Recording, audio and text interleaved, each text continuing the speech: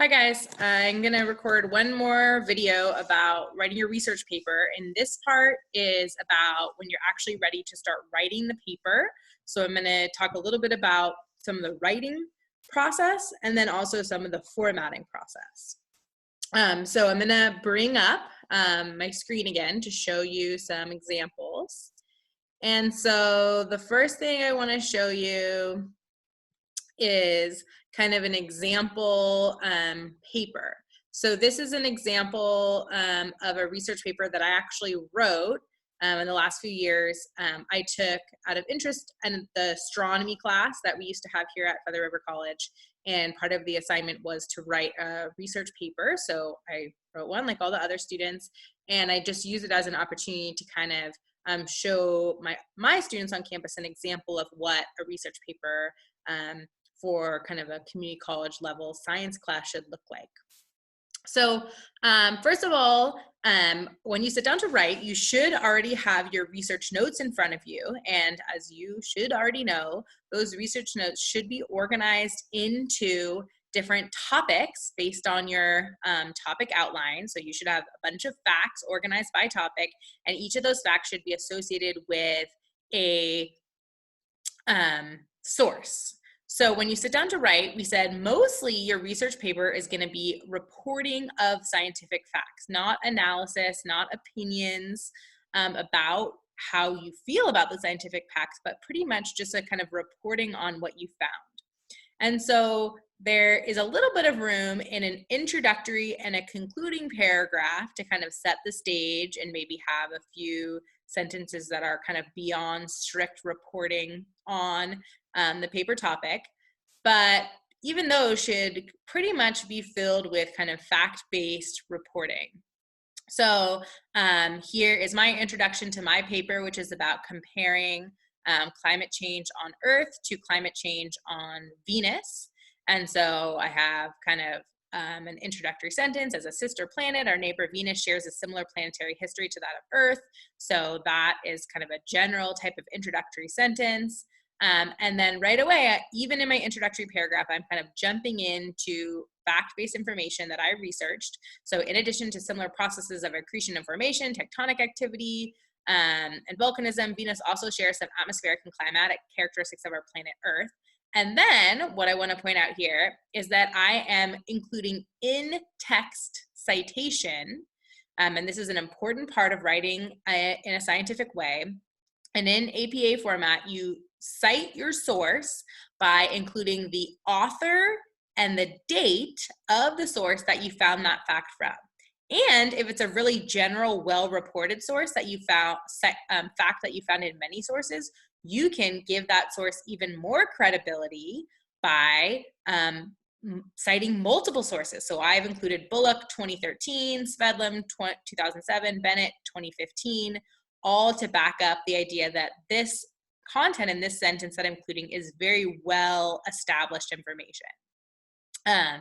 So you in your paper are going to need to include a lot of in-text citation. And as I move down to some of my more body paragraphs, you'll see that pretty much every single sentence, maybe with the exception of my introductory sentence in a paragraph and my concluding sentence in a paragraph, but in some cases, even those sentences is going to pretty much require some sort of citation that kind of gives credibility to the facts that I'm reporting. Even if there's some facts that you feel like maybe you already knew, one, maybe you didn't already know them, you're just so engulfed in this content at this point that they seem obvious to you, but they might not be obvious to other readers. And so you give yourself credibility by saying, this isn't just my opinion, this isn't something I've heard around town, but this is the source that I got this particular fact from. And remember, your source is going to be reported as your author and date. And so the author may be somebody's last name, but also maybe an organization like the USGS, EPA, something like that. In some cases, your website might not have a name or might not have a date associated with it, in which case you can leave the date out, or sometimes you see people write N, lowercase d for no date.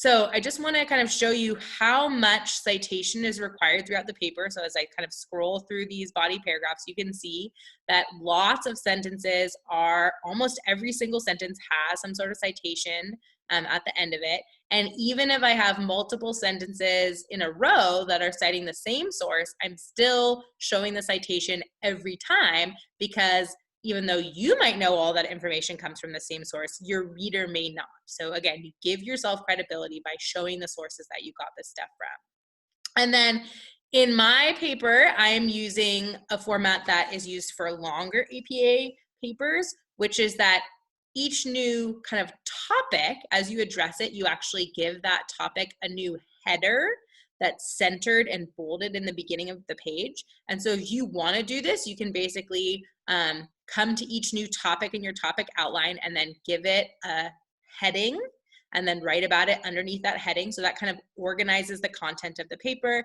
And in particular, in a larger paper, a longer paper, a reader could come along and maybe flip through and just read part of the paper that they're interested in. And so having these headings can be helpful. In the length of paper that we're writing, if you want to skip the headings, that's fine. But both the headings and the in-text citation actually just help you have a longer paper. So if you're feeling stressed out about writing a 5 or 6 page paper, if you are adding all these things in, it's just helping you get your paper longer faster. So could be a good thing to include. Okay, then I want to go back up to the top of the paper and kind of show the APA format components. So first of all, for an APA format component paper, you need to have a title page. And that title page should include a title in the upper portion of the first page, centered. And then below that, it should include information about the author. So it has the person's name, the person's kind of organization or affinity, if they work for a particular company or attend a particular school, you could write Feather River College, and then the date that that paper was written.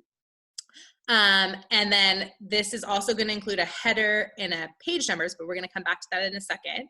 The second page should include an abstract. And what an abstract is a short summary of what the paper is. And so somebody deciding whether they or not they want to read your research paper, if the info in this paper, trying to decide if it's going to be relevant to them and learning what they're interested in learning, can read through this quick overview to summarize what the paper is about. So for really long papers, the abstract might be even 2 paragraphs, but for a short paper like we're writing, or a relatively shorter paper, probably 2 or 3 sentences is going to be sufficient, and it's going to kind of just summarize the purpose of the paper and the content that's in the paper. And it may read pretty similarly to your introductory paragraph. It shouldn't be exactly a carbon copy. There should be a little bit of difference. The abstract might be a little bit more formal and fact-based, where the introduction might be like a little bit softer. But it's okay if there's some overlapping content there. So anyway, the abstract has its own page.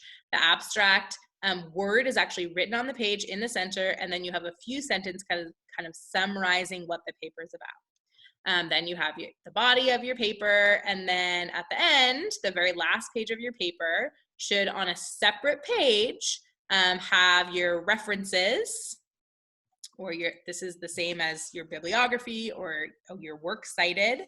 And we already had a video about how to do this, but basically you include all your sources with reverse indentation. You can look back at the video about how to format that, in alphabetical order by author. And remember, authors are always going to be either somebody's last name or an organization like the Earth Observatory or the IPCC. So again, never going to be a website, earthobservatory.nasa.gov. That's the URL, which you would also include, but the name of the organization. So that should be the last page of your paper. So anyway, I've included this paper as an example for you guys to look at as you're writing. This is what you want your final product to look like. So you have an example to compare yours against. And then just briefly, I want to show you how to add a header and a page numbers in the proper format of the paper. So I'm going to show you this first in Microsoft Word, and then I'll pull up Google Docs and do it in Google Docs as well. So in Microsoft Word, if I put a header on my first page, all the other pages will have the same header. And if I insert page numbers, then the Microsoft Word will do the counting for me. So while I put page 1 on the first page, then the number 2 will show up on the second page, et cetera, et cetera. So once I get the main wording on my title page up, I'm going to go to Insert up on the top, one of the top tabs, just to the right of Home. I'm going to click on that, and I'm going to say I want to insert. I'm going to go over to the area that says Header. So I'm going to insert a header, and I can just choose the top kind of blank header option. And then I'm going to type in the title of my paper all in bold. So Run Away Climate on Venus. And if your titles are really long, you can kind of have an abbreviated version of your title, or Runaway Climate Change on Venus, I guess is my title. So I'm going to stop there so I don't run across the whole page. And then the format for APA is to have your page numbers in the upper right-hand corner of the paper, so within the header. So what you want to do is, while you're still within the header, tab over to the, or use the spacebar to go over to the right-hand side of the page, and then go back to that insert option that we chose above, and then choose page number. And you want to put your page number, don't choose top, you do want it at the top, but choose current position. You want to put it right where you have just put your cursor. And then once you hover over current position, there'll be different options, and you just want the plain number option. So you can move over and highlight that plain number option, and then it should show up. Then when you're done working on your header, you can click out, just double click in the main body of your paper, and you can scroll down to the next page and see that that header should still be there with your page number. And so then if you're writing a 5 to 6 page paper, the body of your paper is 5 to 6 pages, but your whole paper is going to be longer because you're going to have one title page, one abstract page. Your paper isn't going to even start till page 3. Then you have 5 or 6 pages. Then you have a works cited page or references page at the end. So in this case, my total paper is actually 10 pages, even though the body of my paper is only 7 pages. So anyway, you want to keep that in mind when you're trying to think about my expectations. So I'm going to stop sharing this. I'm going to pull up a Google Docs real quick to show you how to put the header and page numbers in that format. So stop share, share screen, share a different screen, Google Docs.